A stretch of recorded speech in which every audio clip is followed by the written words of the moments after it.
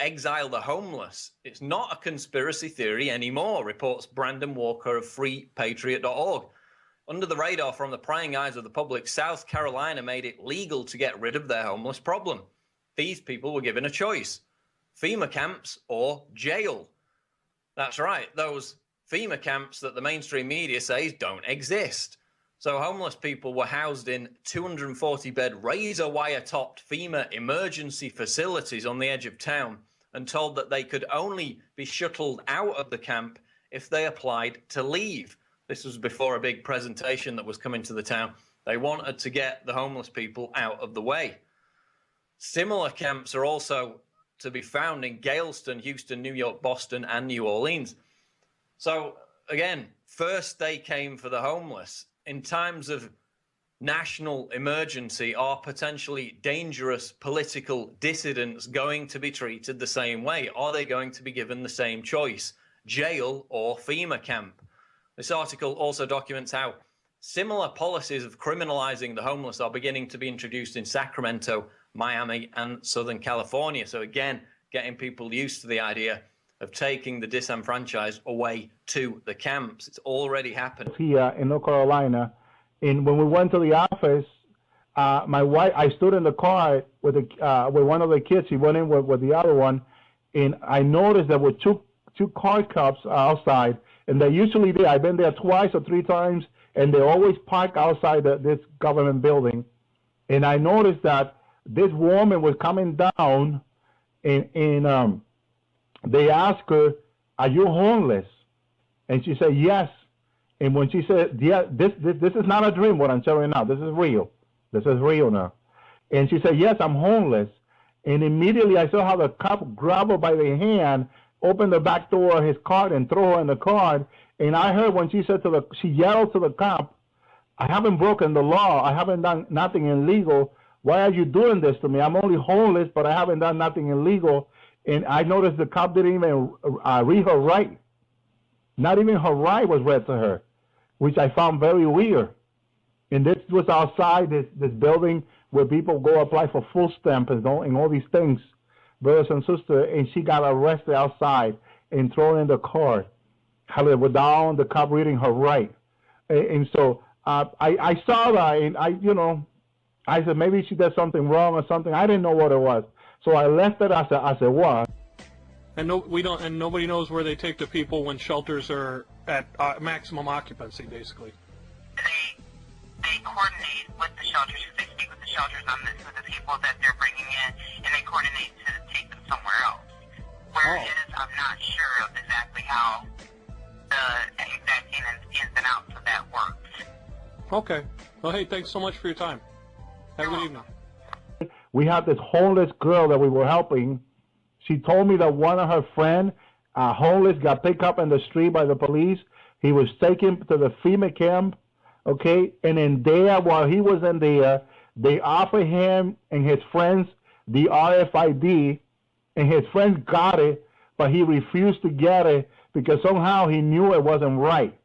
It wasn't right, brothers and sisters. And he refused the RFID, but they told him that if while he was sitting there in the chair, that they were telling him that if he get the RFID, he will have great benefit. He will be able to get food stamp, okay, and money assistance from the government, okay. He will have great benefit, and he didn't even have to wait online or anything. It will just go to his account because he has the RFID. It will be so easy for him, okay, to buy things and just get whatever he needs to get right away, in the government will make it to him very easy.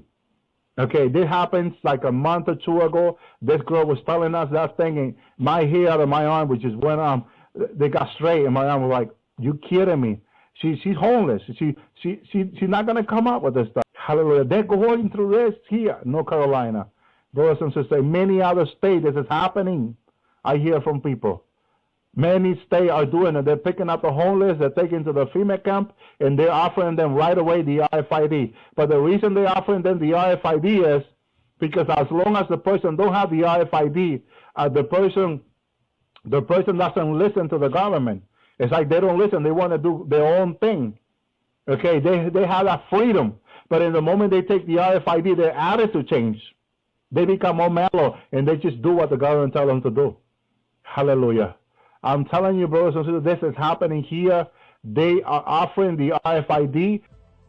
Out there that has passed legislation that is criminalizing homelessness. City council members in Columbia, South Carolina, recently voted unanimously to give people on the streets the option to relocate or to get arrested. Now, this stems from concerns that Columbia has become a, quote, magnet for homeless people, according to the city's emergency homeless response report. And council members are urging people that this is just a temporary stopgap measure. That's something that Councilman Cameron Runyon told local station WIS-TV about. Take a listen. This is stopgap. This is going to open up a window of opportunity for us to come together as a community to develop the long-term response to this problem. This problem has plagued us for a generation and a half at least. So you can't come up with the long-term response yet. You just start arresting people. I'd say that it's pretty troubling, John. And as I mentioned, it's not the first city in the United States that we've seen resort to similar measures.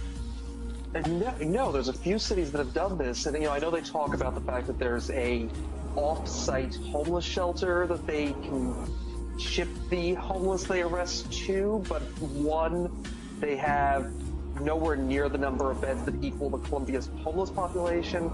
And two, it's police guarded.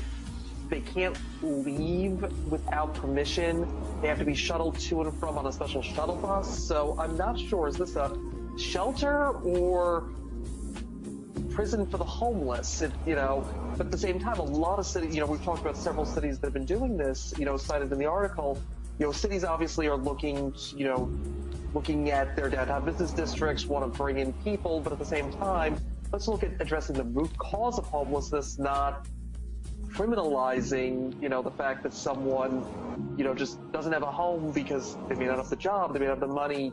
A lot of other cities are looking at other ways to address homelessness, not, arresting them, shipping them out to someplace in the middle of no place and putting them in a shelter that may or may not be homeless jail. So yeah, very interesting. It's not addressing the problem. It's just that mentality of locking people up and throwing away the key and trying to just forget about it and not even have to acknowledge or visually see that this problem exists anymore, which I just think is horrifying.